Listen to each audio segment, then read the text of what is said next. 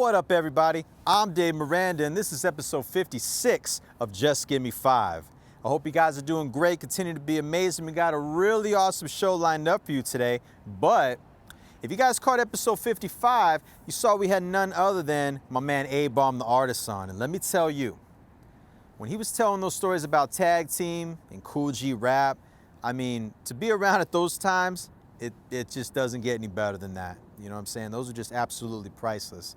And Adam has a real incredible story, man, because, you know, for him simply to have lost an eye, you know, and continuing to push forward, being as creative, as productive as he's been, it's like he just didn't allow that to stop him. You know, there's just no excuses.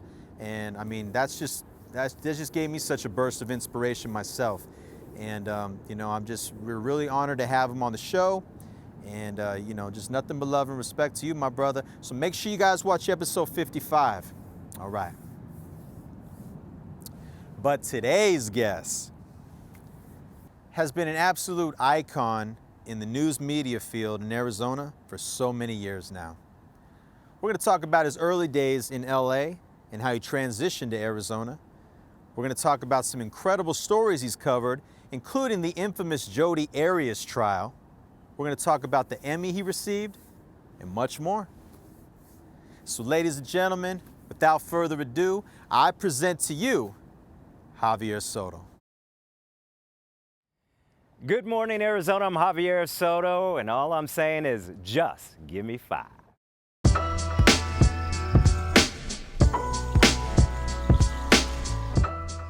So what's funny is when I started in school, that wasn't the career path. And so I had transferred to Cal State Long Beach. And the program at the time, it was called Radio, Television, and Film. And so somehow I got shuffled into the film division. And believe it or not, and most people don't know this, is Steven Spielberg actually went to Cal State Long Beach. So he went to Cal State Long Beach, never finished up. Ended up going back later to get his degree, but he moved on to bigger and better things and became still Steven Spielberg. Right. So I got into that program, and I was like enamored by it. I mean, it was just an amazing program, and the stuff they were doing was like big time. I mean, this wasn't your usual university, let's put a little project together. I mean, they were doing some like big time stuff, and so it was cool to be surrounded by all that, and I kind of got locked into it, and I was excited. But as I went further into the program, and then I got toward my senior year, I started working on smaller projects and independent sets and stuff like that. And the more I talked to people, they were telling me, like, you know, every 6 months, you're looking for your next job. Every 3 months, every couple weeks, you're looking for your next job. And I'm like, man, I'm not going to school to be on this grind like that. Like, I got to eat, you know, like I'm hungry. Right. And, you know, I know you got a little film background in you. And so you're like constantly on the grind like that. And so, you know, at some point I go, this just isn't for me. And so I was going into my senior year, and many people told me, they go, just finish up, get your degree, and then you can do whatever you want. And I was like, no, but you know, it's those people you meet, it's the networking and stuff like that, and the background information that's going to help propel you into whatever you want to do. So then I switched majors, and I went into radio television, and I was going into my senior year, and I thought I was going into radio. I mean, I have a love for music. I have a love for radio. I always wanted to see myself behind a mic as a DJ. And I got a voice too. Something is working. Once I hit puberty, I was in, brother. I was in, man. So I went and I got an internship at Power 106, Big Boy's neighborhood. And you know, in LA, I mean, that's the pinnacle right there. And Big is the man. I mean, he's awesome. So I went in, I got an internship, and I was like stoked. That night, my cousin was coming out from Tucson. Okay. We were gonna hit it up big. We were gonna go party. We were gonna celebrate. He was coming out, so we were gonna celebrate. I had my internship, and I always knew, like, that was gonna be my big break. Right. You get my foot in the door, that's it. Yeah. Game over. I don't care. Like, I'm here. Yeah, all gas. So that afternoon, I get a call from my other cousin, and he says, hey, he says, tomorrow, I'm at the USC pool with Gail Anderson, who's a feature reporter at KTLA. He says, meet me there. And I said, all right, well, and I told him, hey, Chito's coming out from Tucson. We're going to party and this and that. Right. What time? And he says, 6 in the morning. I need you there at the USC pool. And I'm like, hey, man, we trying to party. I got my internship. Right. I'm good to go. What's going on? He goes, listen, yeah, be there at 6. Bring your resume. So I'm like, oh, man. So we went out, we partied anyway. But when you're young, so right? yeah, to be young again. And so we go out to USC pool, and so I did a little background on Gail Anderson. She was a feature reporter, big time reporter out of New York.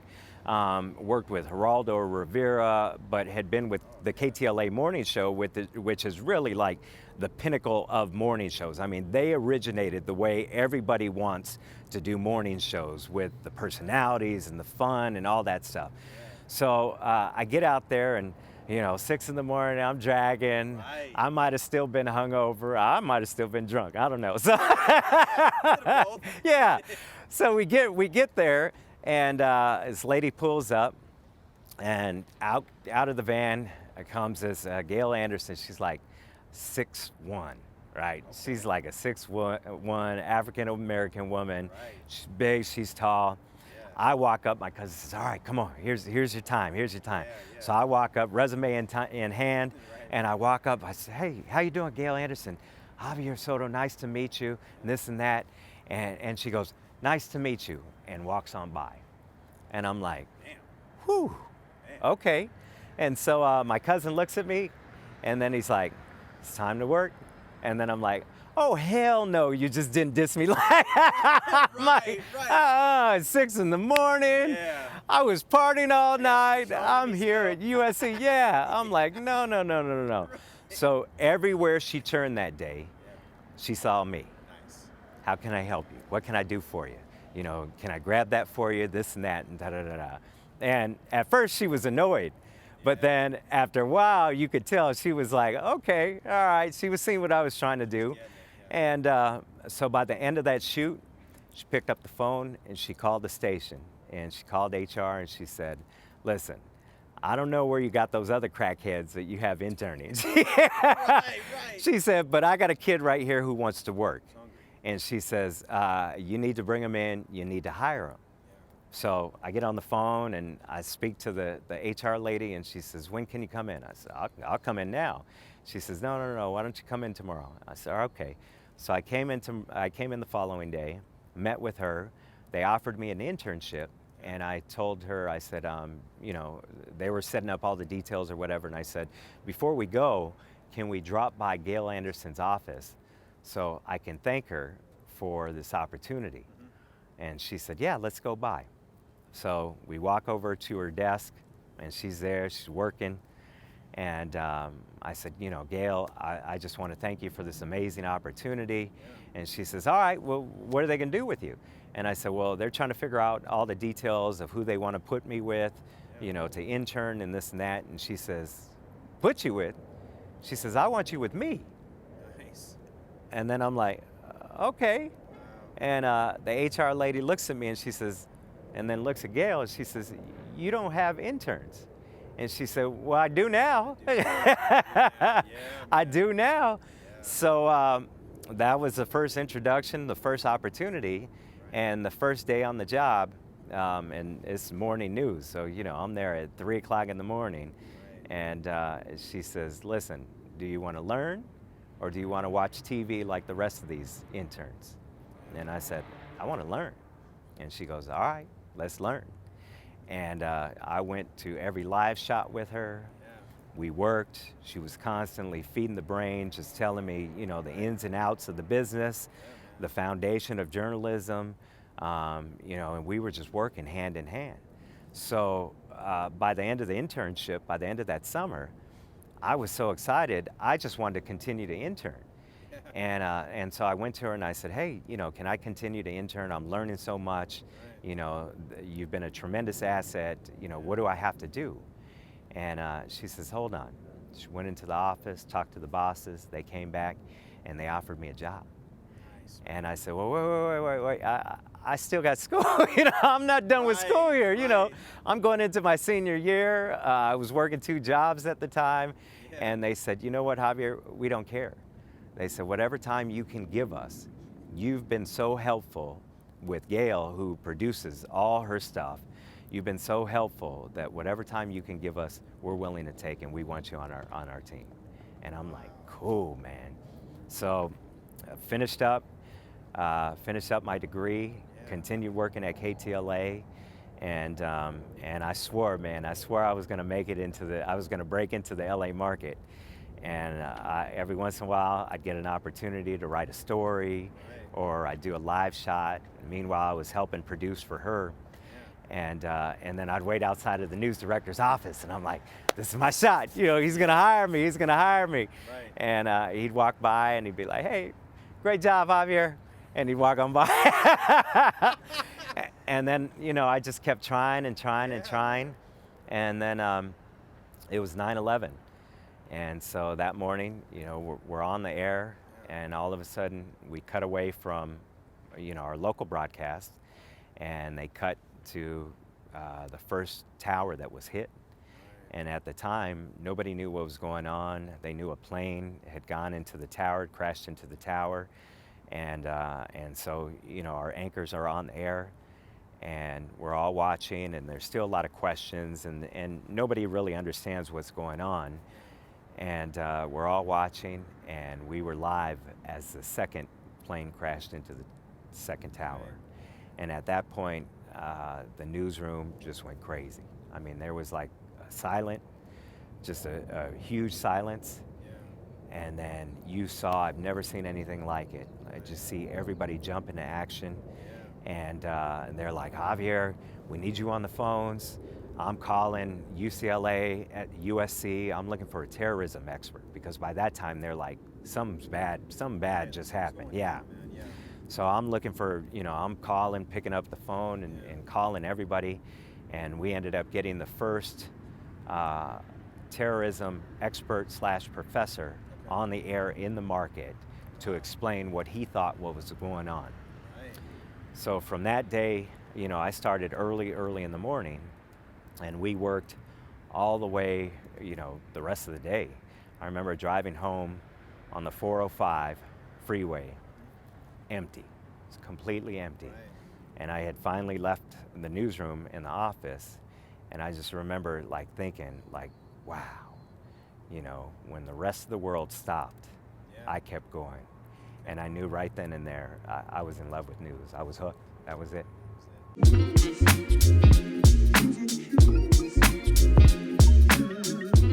So as I mentioned, man, I swore I was going to break into the LA market, man.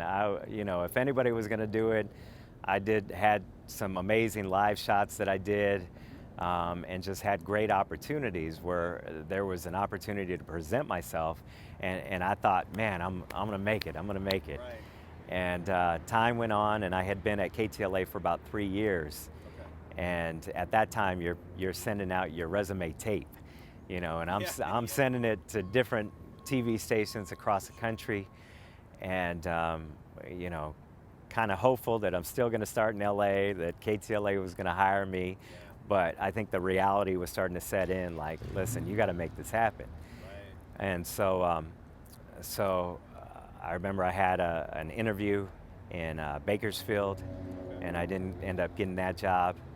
And then I get this random call from a station in Pocatello, Idaho. Oh, wow.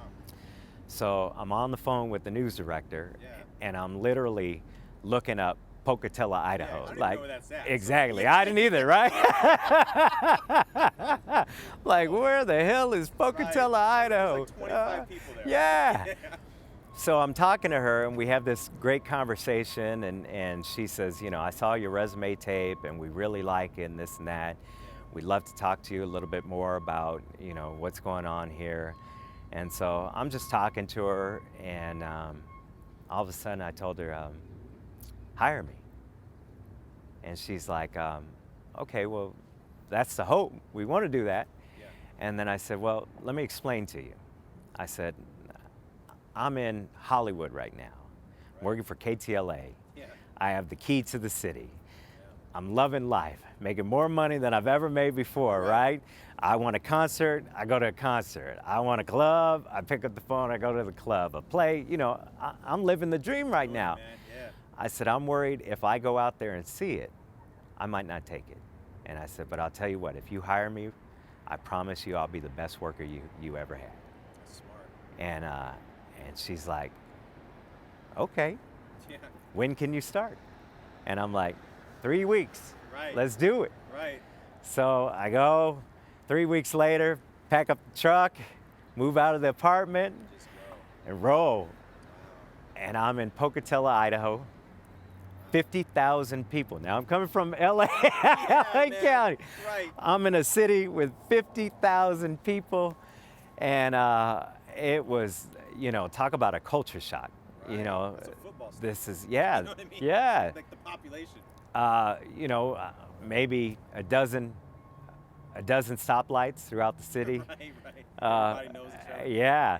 Yeah. The city is maybe 20 miles across each way.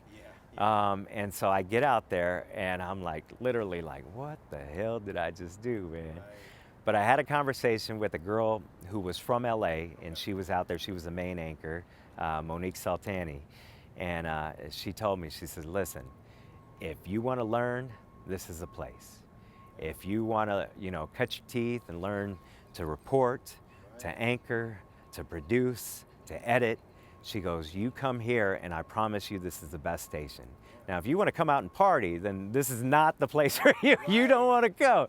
Right. And she goes, this is the best station out here to learn. And she goes, so if that's what you want to do and you want to take that next step, this is the place. So, I ended up out there and sure enough, I mean, they had me doing everything, brother. Like, I was writing, I was producing, I was reporting, I was doing the live shots. I was the photographer, taking out trash in between the ship. Right.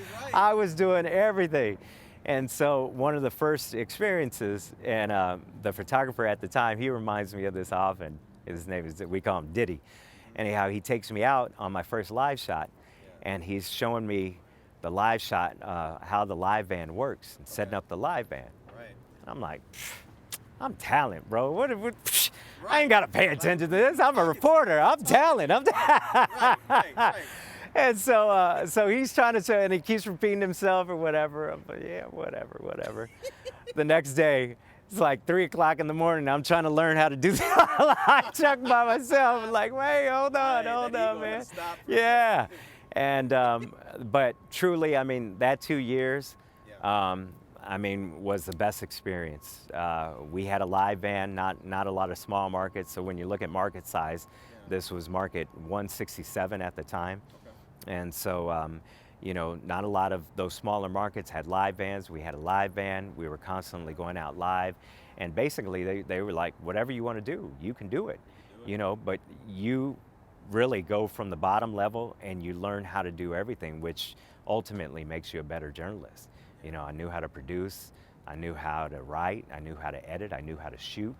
And so, I just got this experience that I don't think, had I gone somewhere else, I would have gotten that experience. And not to mention, again, it was Idaho. And so the winters were cold. There wasn't nothing to do. I'm a California boy. I'm coming out there, man. Right. And I'm like freezing. And I might have been the only person with a 2-wheel drive truck in Idaho. Right. Getting stuck in the snow. But, one of the greatest experiences, and met some amazing people and just really got down to it and learned the basics of journalism. And so from there, typically you go 167, you cut that in half. In the markets, you go, 167, your next market is like 80. Okay. Well, at 2 years, I got an interview here at Channel 3. So I went from 165 at the time when I left 2 years later, 165 to market 15. And so it was like an incredible jump. And so I came here to Channel 3, and at the time we had a bureau up in Flagstaff. And Yeah. so they said, well, you know the snow. We're gonna send you up. We're gonna send you up to Flagstaff. Yeah. And so I went up there for a couple years, and again, it was still kind of training, you know, where you're still learning a lot, and to make that huge jump. And then I remember the first day on air here, and I'll never forget. I went and I did this live shot, and it was it had something to do with cancer. And I had a pamphlet in my hand, and I was on air, and I'm trying to show this pamphlet, and my hand was literally shaking like this, and I'm shaking, I'm nervous, and I'm shaking like this, Right. and I'm stuttering, and I'm shaking. Right. And I got done with the live shot, and the phone rings, my photographer's phone rings, and he says, it's the boss. And I'm like, oh man. I pick up the phone. I said, hey. He says, how did it go? And I said, well, you tell me. You're calling me after my live shot. Right. How did it go? Exactly. And then he says, listen, something you need to know. You already got the job. He said, just relax and let's work. Oh, that's great, man. And that was it. That was it. Yeah.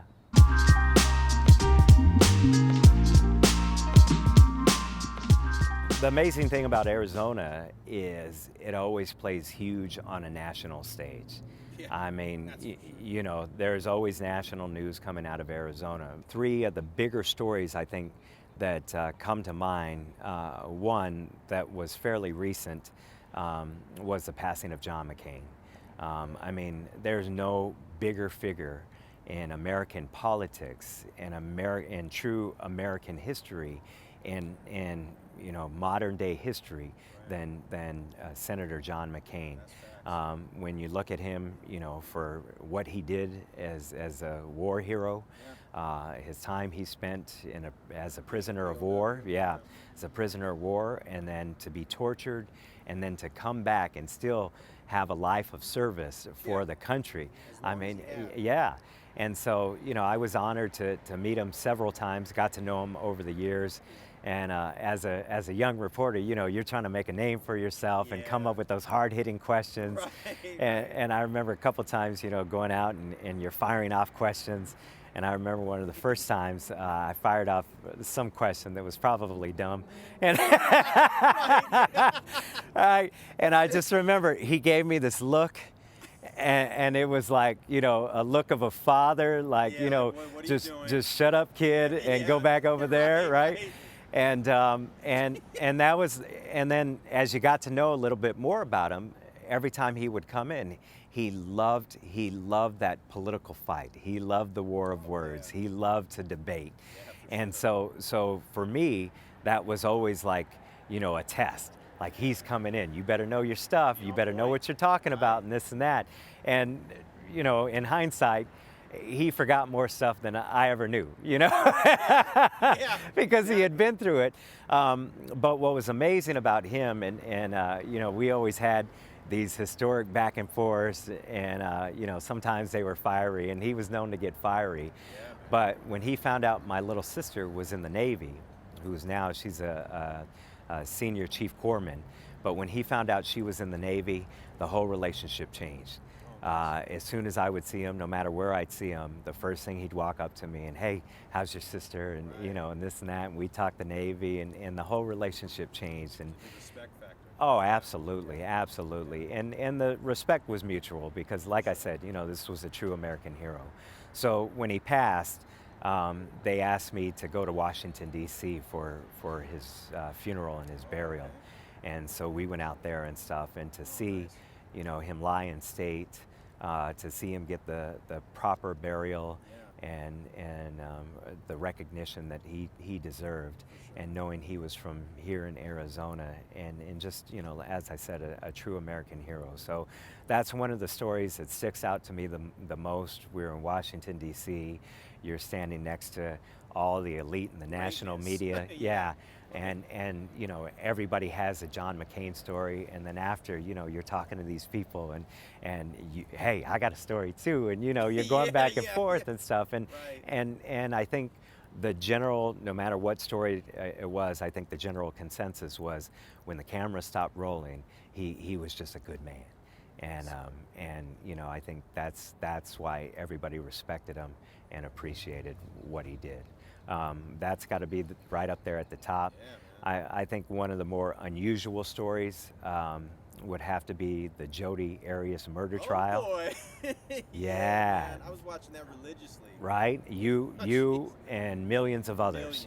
Right? Yeah. I mean, this was, you know, from the beginning, we covered it as a regular news story, as a murder. But as the more details started coming out, and you started finding out more, and it started picking up steam. But the craziest thing was, you know, the first trial was declared a mistrial, which shocked That's right, everybody. that's right. So then we had to go through it again.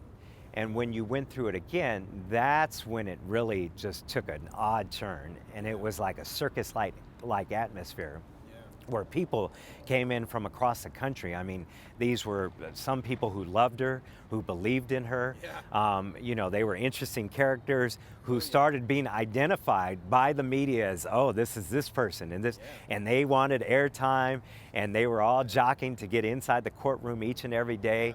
And I mean, it was just, it was unlike anything I had ever seen. So by the second trial, all the national media had picked it up. They were all out here, CNN, MSNBC, all the other offshoots of shows that covered murder trials. Nancy Grace was out here, you know, daily.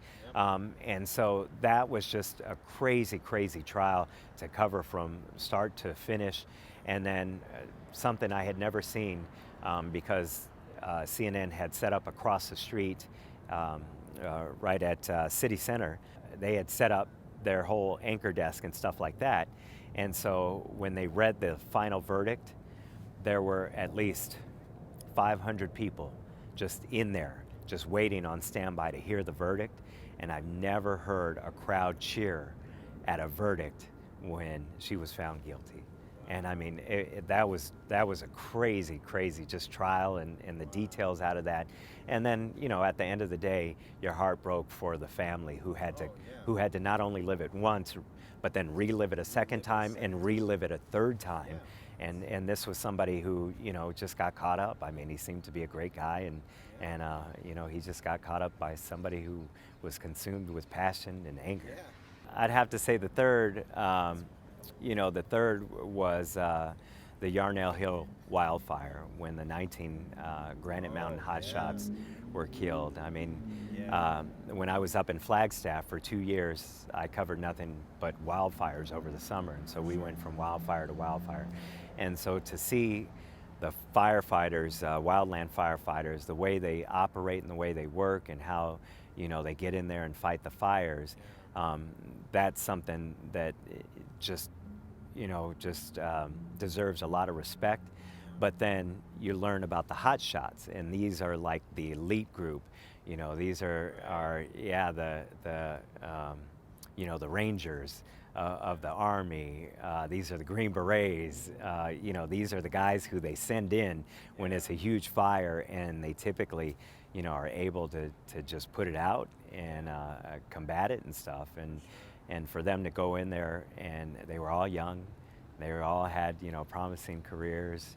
And when you look at the federal government and the way that they pay these wildland firefighters, I mean, they make nothing, you know, and they're usually seasonal. Yeah, and they're risking it all to save other people's homes and land and stuff like that.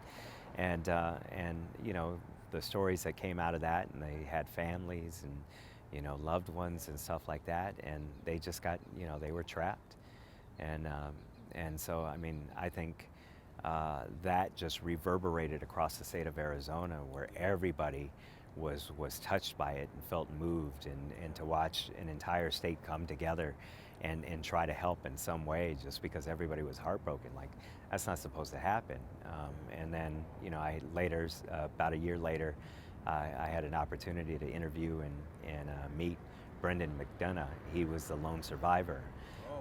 And you know, talk with him and stuff, and just, you know, in his face when you start talking about what happened and all the things that transpired from there, you can see that, you know, he's going to be affected by that for the rest of his life. Oh, absolutely. You know, he had remorse.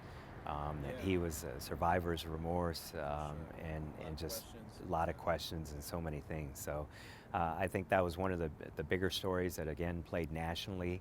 But I think on the back end of it, to watch a state come together where everybody I think was heartbroken, and just try to wrap our arms around that community and help them any way we could.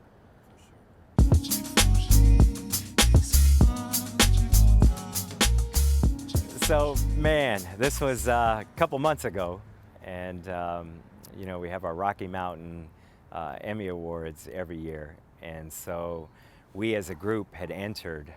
You'll recall the story because it made national news, but it was the Tempe fire, train crash, derailment, and bridge collapse. Yes. Oh my gosh. Yes. And so, remember it like it was yesterday. And Yeah. what was best about this story is everybody jumped in. I mean, when you have a story like that, like everybody from whatever you were covering that day, you're going right there because this was big. And so it was closer to 6 o'clock in the morning. Yep. And our traffic anchor, Gina Maravilla, she was told about some smoke coming near Tempe Town Lake. And so she immediately pulled it up on the ADOT cameras, and you saw a little bit of smoke billowing. And we're all talking on air, and we're asking questions and wondering what's going on. And from there, you just saw more and more smoke. By that time, they're sending all our crews, get out there, get out there. So it was myself, I was on the anchor desk, Olivia Fierro, she was at home at the time, anchoring from home. So this was during COVID. So Yes. so she was anchoring from home. I'm in the station anchoring from the news desk. Right. And we just threw everything at it. One of the first people on scene was Gibby Para. Yeah. He arrived on scene, and he got there so quickly that, he was able to walk up close enough to the bridge where the bridge was on fire and show us what was going on. And then immediately he met up with a couple who had said they had just walked under that bridge, and they heard this bang. They were about 100 feet away from it. They heard this bang, they turned around, and they just saw like what appeared to be like an explosion and this loud bang, and they're like, 5 minutes earlier, not even 5 minutes earlier, that would have been us. We could have been killed in that. So as the morning progressed, we just went wall to wall, and to cover that story, we had Bruce Hafner up in the chopper. He was giving us some amazing aerials. Heidi Goitia, she went out to the scene, and then we were just learning as the morning progressed. We're learning more and more, that the train derailed. There had been an accident there a couple weeks before where they didn't know if the trains had been fixed. There was a bridge collapse. There was fire. They didn't know whether there was anything toxic spilling into Tempe Town Lake. And so, let's talk about all hands on deck. They called all agencies. We called all our reporters. Everybody was out there. And so it was a true team effort to put that story together. And we were literally on air on that story from 6 o'clock through 10 o'clock until we got off the air. And just wall-to-wall coverage, no commercials, just straight through. And you're just learning, and that's where the real journalism kicks in, where you're just researching, making calls, texting people, this and that. Oh, we found out this about the bridge. This is when it was built. It's a historic bridge. Oh my goodness, if this bridge collapses, like that's part of Tempe history, part of Arizona history. And then it was amazing to have all the fire, everything that happened, the train derailment, and nobody got hurt. And so we packaged that up and we entered it as an Emmy. So let me take it to the Emmy night, where I asked my wife, do you want to go? And the reason I asked her, because normally it'd be like, hey, we were nominated for an Emmy, let's go, right? But a couple years ago, I was nominated for 4 Emmys, and I went out there and I'm all excited. 0 for 4, brother. Damn. 0 for 4, man. Oh my goodness. 0 for 4. So talk about a humbling experience. Right. So I asked the missus, I said, do you want us? She said, absolutely, we're going. So I go, all right. So I ended up, I was nominated for 3 Emmys. Okay. And so I go, so I'm like, surely, Right. I got to get one, right? I got to get one. man. I got to get one. Right. So it's Emmy night, and we go out, and everybody's dressed up, and we got most of our crew there, and everybody's excited. Right. And the first two categories, right off the top, are 2 of my categories that I was nominated in. Okay. 0 for 2. Right off the top. Like, we're gonna need some more drinks over here. We're gonna need. Exactly. And she's looking at me. She's like, "Are you okay? I'm okay. We're Still okay. got one more. Yeah, we got one more." Right. So it was probably one of the last categories of the night, Right. and we're there and we're waiting, and they get to that category, Right. and they start to announce, and they said, "We have multiple winners in this category." Okay. Now, it's a breaking news category, and so, when you look at the past year of breaking news, I mean, Yeah. Arizona had a few stories, right, in that exactly. category.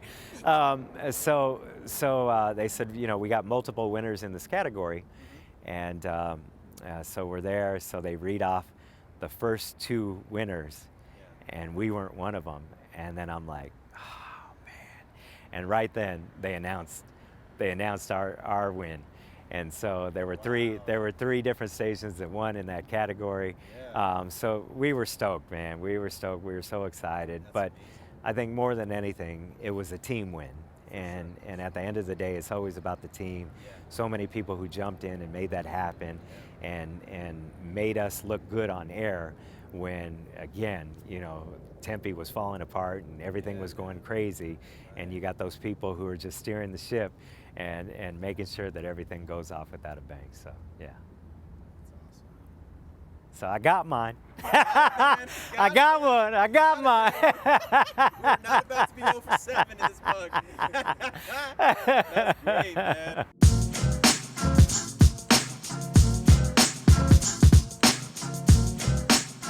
Oh, man, it's incredibly humbling. I mean, it really is. Arizona has shown love since day one. I mean, they really have. For me, and when I was just a young pup reporter, and my main focus was to perfect the snow angel up in Flagstaff, Yep. That was it. But Arizona has always shown love, and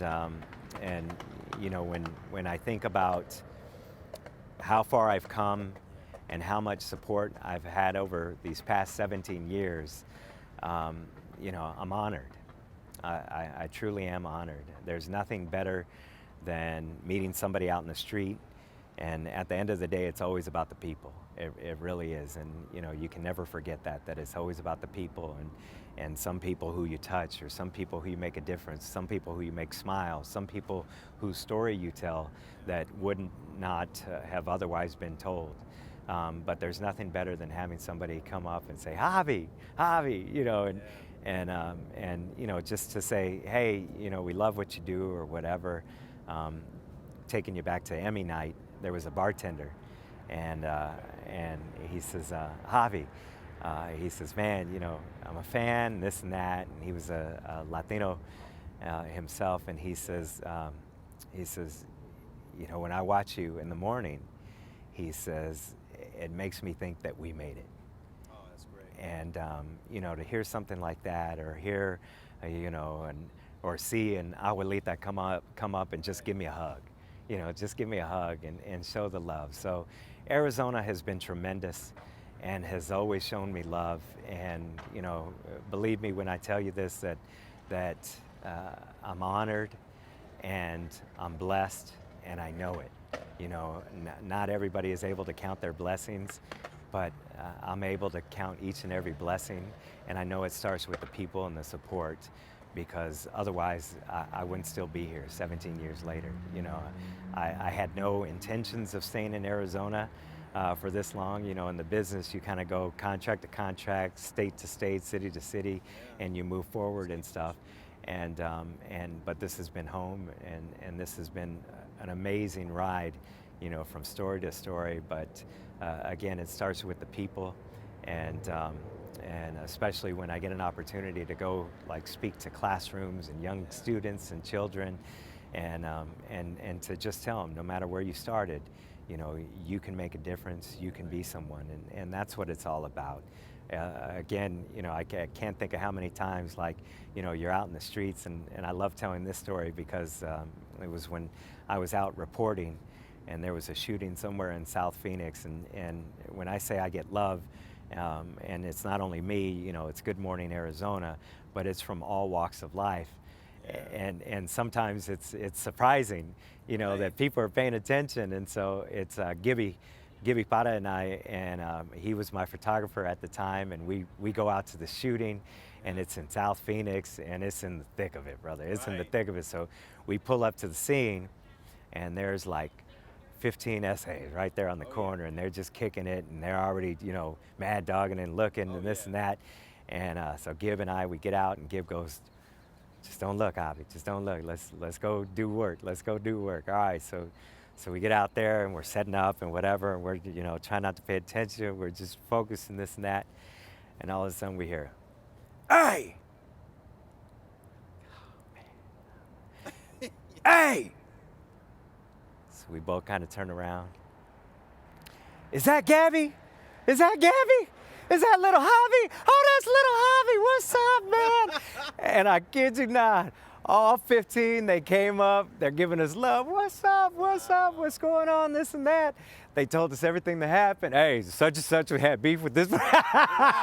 "He's over here, he took off this and that." And this.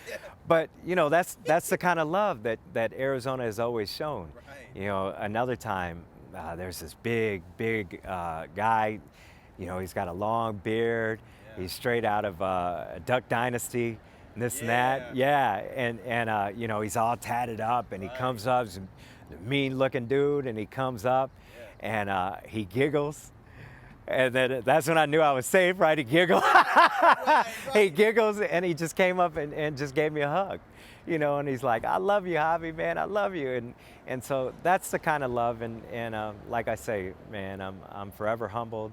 And I know that this job comes with a responsibility, and the people just have to know that I give them my heart and soul every day. I give them 150%, and I hope, you know, that's what they see on air.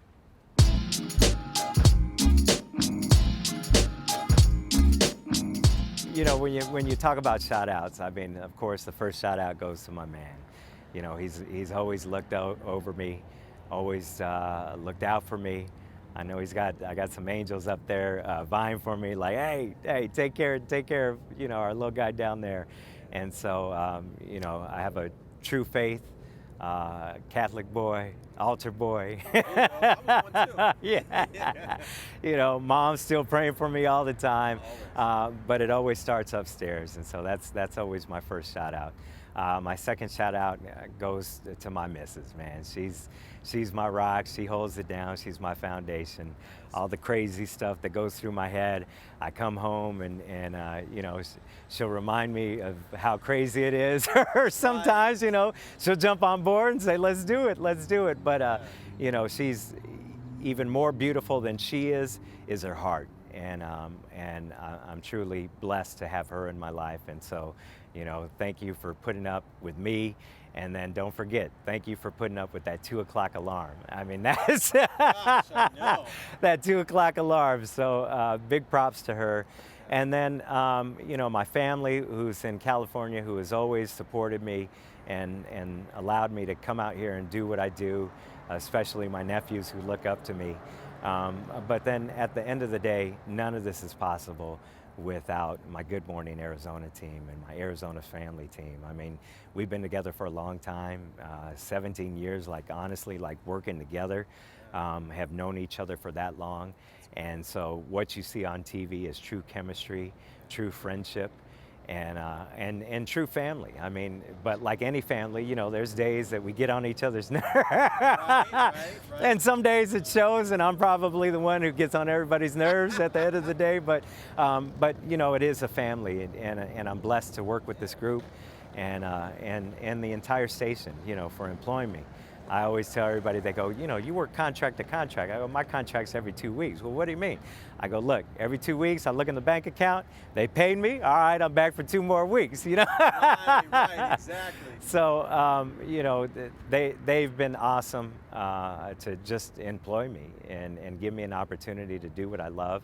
And, you know, again, with a team that has been amazing with true chemistry, who we just have fun and we get paid for it. Oh man, Dave Miranda, brother, I gotta give you lots of props. Thank you very much for this opportunity. I'm Javier Soto, good morning Arizona, and I just wanted to give you 5. And there you have it. Man, nothing but love and respect to my brother Javi, man. You know, this was a lot of fun. You know, Javi has covered practically everything out here, and, you know, just such a very humble human being, man, you know, and very, very, very honored to have him on the show. And, you know, I just wish you nothing but continued success, my brother. Keep doing your thing. Keep bringing us these stories, man. You're doing an amazing job. All right. Make sure you guys are following him on social media. Shout out to my brother Jimmy Nelson on that camera. Make sure you guys subscribe to the YouTube channel. Tell a friend to tell a friend. All right. Yo, and shout out to my cousin Steven, man, and his Blessed Clothing Company. He actually laced me with one of these tees. I told him I'd rock it on the show. So, you know, shout out to you, cuzzo, man. Keep doing your thing as well. Well, I hope you guys enjoyed this episode, because this was definitely another one for the books. And till next time, stay tuned, stay blessed, stay healthy, and just give me 5, y'all.